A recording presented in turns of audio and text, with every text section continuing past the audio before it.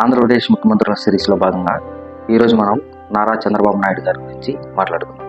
నారా చంద్రబాబు నాయుడు గారు 1995 సంవత్సరం నుంచి 2004 సంవత్సరం వరకు, అలాగే 2014 సంవత్సరం నుంచి 2019 సంవత్సరం వరకు, అలాగే ప్రస్తుతం 2024 నుంచి ప్రస్తుతం ముఖ్యమంత్రిగా కొనసాగుతూ ఉన్నారు.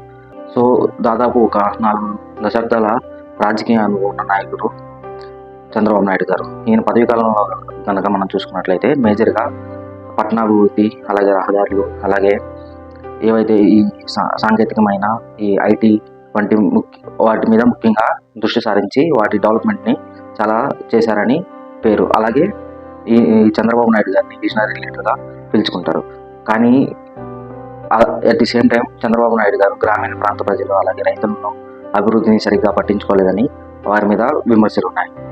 అలాగే ప్రస్తుతం ఈ రాజధాని అమరావతి అని 2014లో గెలిచినప్పుడు చెప్పి ఆ పనులు సరిగ్గా నడవలేదు అని, అలాగే ప్రస్తుతం ఇప్పుడు గెలిచి ఇన్వెస్ట్మెంట్స్ అన్నీ వైజాగ్కి తీసుకొస్తున్నారని తీవ్రమైన విమర్శలు ప్రజల్లో వస్తున్నాయి. సో చూశారు కదా, చంద్రబాబు నాయుడు గారి మీద మీ ఒపీనియన్ ఏంటి? కామెంట్ చేయండి.